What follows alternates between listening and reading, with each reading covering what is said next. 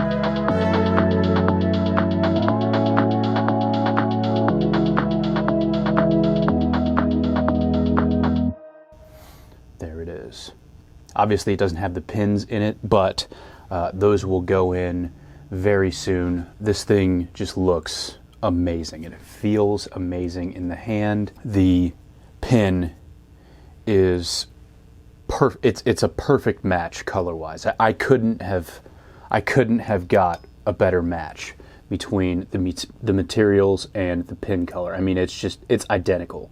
And then the brass to match it on either side, it's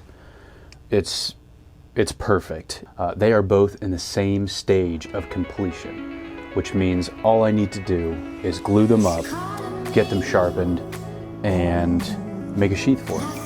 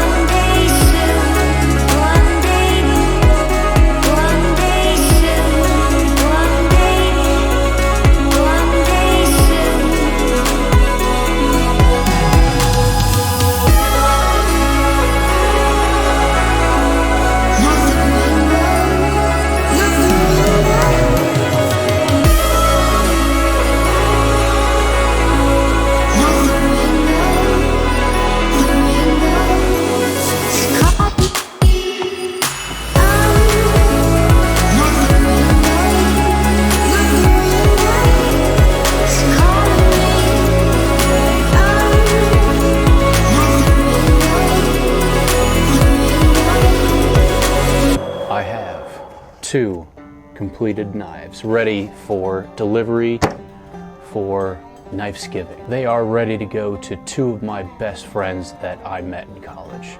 Before I do that though, I'm gonna give you a little history lesson that I learned while making these knives. It has to do with the US M3 sort of replica that I made. I say that loosely just because it's not at all to scale, it just looks similar to it. This is the shape of the US M3 knife. The guard is way thicker than it was on the original. The blade length is probably not the same at all. It's probably not the same thickness either.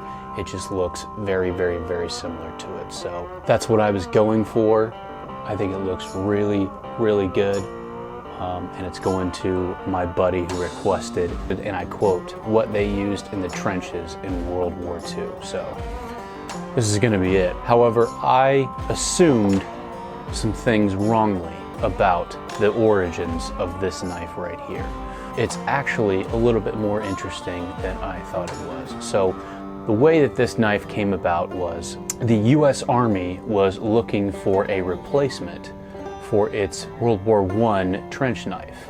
That was called the Mark I trench knife. Now, I didn't know what the Mark I trench knife was until I looked it up. I Googled the M3 trench knife. It turns out that I actually have one of these and I didn't even know it. This is it.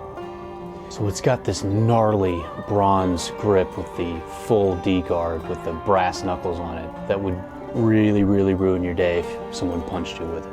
And this would ruin your day as well. So what they came up with was the Mark III.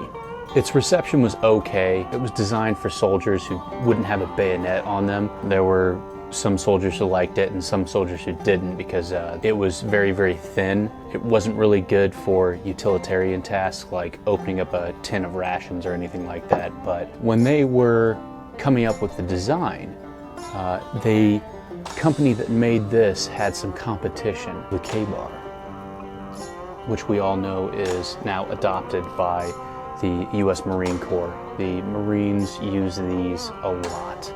I did not know that those two knives competed. See, I thought that this was the predecessor to the K-bar. They share some very, very similar design features, especially in the handle area. Now, while the US Army adopted the M3, of course, US Marines adopted the K-bar, which has been a very, very popular design since the 1940s, since it was adopted. So in fact, it's still made by a bunch of different companies. This knife didn't really last as long in this form. It eventually got turned into a lot of bayonets, and those were used all the way through the Vietnam War, I believe. That was very, very interesting to learn.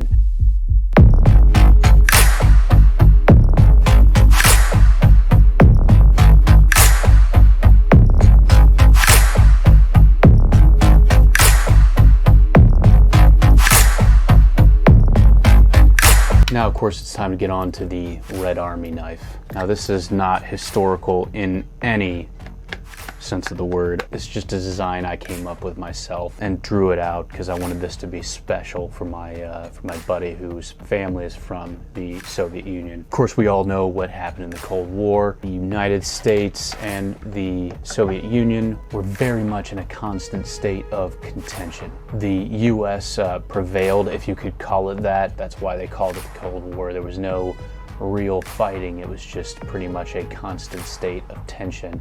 That is part of history. What you don't know is some of the history behind my buddy who's going to get this knife. His family is from what is modern day Belarus, and that was of course part of the Soviet Union. It's right next to Russia. Towards the end of the Cold War, a shadow fell over the Soviet Union and it collapsed.